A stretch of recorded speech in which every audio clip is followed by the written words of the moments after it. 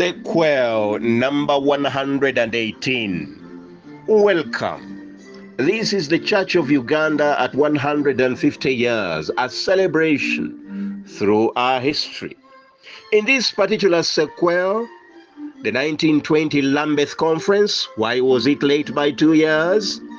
And all that had to spill over into the Uganda Diocese Synod of 1921. Welcome. In 1920, the Lambeth Conference took part.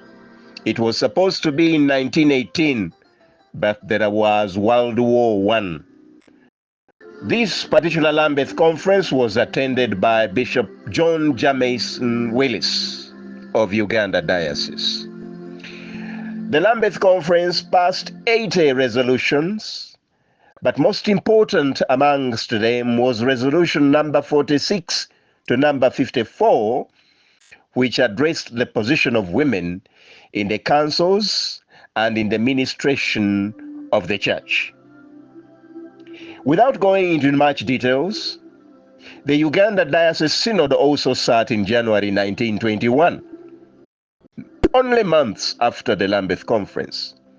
And in the implementation of Resolution 46 to 54 of the Lambeth Conference on the position of women in councils and administration of the church, the Uganda Diocese appointed a special committee to advise the diocese on the implementation of the Lambeth Resolutions 46 to 54.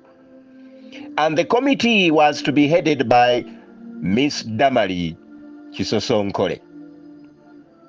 It was also to have a co-chair, Mama Naomi Binaisa. It delayed to begin work because it began its sittings in September, on the 29th of September in 1921. Now, I'll be coming back to that, but let's now go back to the January Uganda Diocese Synod, because there was to be drama there. There was a motion proposed to change the welcomed bishop, assistant bishop position from that of assistant bishop of Kampala to that of suffragan bishop of Upper Nile region. Now, the archdeacon in that region was Leonard Kiching, and he asked that Bishop Gresford was brought in, and yet the earlier arrangement was for him to actually take over as bishop of that area. And now he saw an interference by the coming in of Bishop Gresford, and he was therefore more comfortable that Bishop Gresford actually remains assistant bishop of Kampala per the archiepiscopal sealed letter of consecration, which clearly stated assistant bishop of Kampala. Now, in the synod, Bishop Willis was not very happy with Kiching, because Kiching was bringing things that had already been agreed on, and he wanted things to move on, but now he was taking them back. It was therefore not surprising that the motion welcoming Bishop Gresford as assistant bishop of Kampala was passed. That was just to welcome the bishop. So that resolution, the motion was passed. But now, the Archdeacon of Uganda, George Baskerville, in order to silence Archdeacon Kiching from Teso, tabled a completely new motion to change things, because the other one had been powered in water by the Archdeacon Kiching, complaining about a bishop to his area, when in fact his area, which was being prepared to become a diocese, was supposed to be under him. So Baskerville tabled a completely new motion requiring Bishop Gresford to take up residence on the far east of the Nile at Ngora, which was more in Mbale, with a view to the formation of a new diocese of Upper Nile in the near future. Now, that meant that Bishop Gresford will be assistant bishop of Kampala, but posted in Upper Nile region. Of course, Kiching was not happy, because now this was twisting of articles, twisting of resolutions, twisting of motions. Kiching was not happy with that, and the synod voted in favor of Assistant Bishop moving, Assistant Bishop of Kampala, but being posted in Upper Nile to prepare the area. Now, it was also agreed to avail finances to enable Bishop Gresford move and start work in Upper Nile. Now, Upper Nile was the other side of the north, which would expected to become part of the Upper Nile diocese, but it did not. It did not, as we shall see in future sequel. Now, at that moment, the diocesan financial position couldn't allow his moving immediately, so he was to delay moving until the month of April. Now, after the synod session, Bishop Gresford was not happy. In their own private, he was seen yelling at Bishop Willis about what had just happened in the synod. But Bishop Willis, in return, was waving a copy of the minutes of the synod in his face, that it is not me, it is the synod. It is not me, it is the synod. Now, to many, the Bishop Kiching had to punish the Venerable Leonard Kiching, and indeed he did. Before the synod ended, he announced that he had transferred him. Kiching would be transferred from Ngora, and he would be made Archdeacon of Busoga, and that was to take place immediately. As I said earlier, it was not until in April 1921 that Bishop Gresford actually arrived at Ngora. Now, when he arrived in Ngora, he took time to get copies of the minutes of the synod, which had happened in January, because he had to file a report to the Archbishop of Canterbury, informing him of the changes by the synod as far as his posting was concerned. That he did, and that we shall see in future sequels. Now back to this resolution on women. During the committee hearings that year, women issues were brought into focus.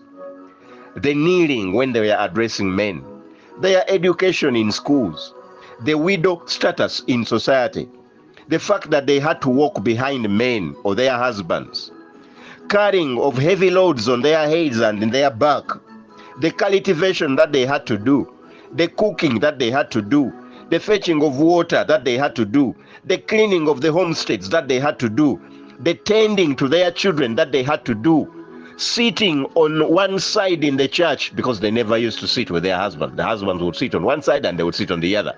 Now, sitting on the floor in church while the men sat on wooden forms. The separate taking of Holy Communion by their husbands alone, and then their wives later. Women sat on their own side, in the sub-parish council meeting, while decisions had to be ratified by the males. Whatever women had to agree, the male had to also agree to them. So women teacher salary was a third compared to the men salary. Women were not allowed at Mukono Theological School to take on ordination courses. Church missionary schools, Church Missionary Society schools had about 210 girls. This was in comparison to 3,743 boys. That was by 1921, according to the Church Missionary Society report tabled in that year's synod. Now, according to the resolutions that were made later after reporting back, decisions were taken. African women were to keep the existing cultural norms of the society. Girls and women were to continue kneeling till the day the practice would die out in the future, if it ever did. As a matter of fact, I can report it never did. Men and women were to continue sitting separately, but husband and wives were to join together when receiving the Holy Communion. The native women were to join the native men in the sub-parish council meetings, and they would discuss things and agree together without taking the men's position as superior to that of the women. They were to have women appointed to the Uganda Diocese Synod, and that will happen for the first time. The girl child education was endorsed. The creation of separate women teachers training was also approved. Women were to be accepted as lay readers. Although this resolution was taken, it took a very long time to happen. Prohibited women from preaching. Women could not preach. That one was retained. They agreed that women for the diaconate was not yet the time, ordering women as deacons. Now, Bishop Willis endorsed those recommendations from the Women Council in December 1921, and he promised to table them in the 1923 Synod of the Uganda Diocese for approval. Now, that year, 1921, the wife of the Venerable Kiching was appointed chairperson of the Mothers' Union for the Diocese of Uganda, to be in office for a period of 4 years. So in short, that's how the women attention at the Lambeth conference spilled over into the Uganda diocese situation. And with that, may the good Lord bless us all.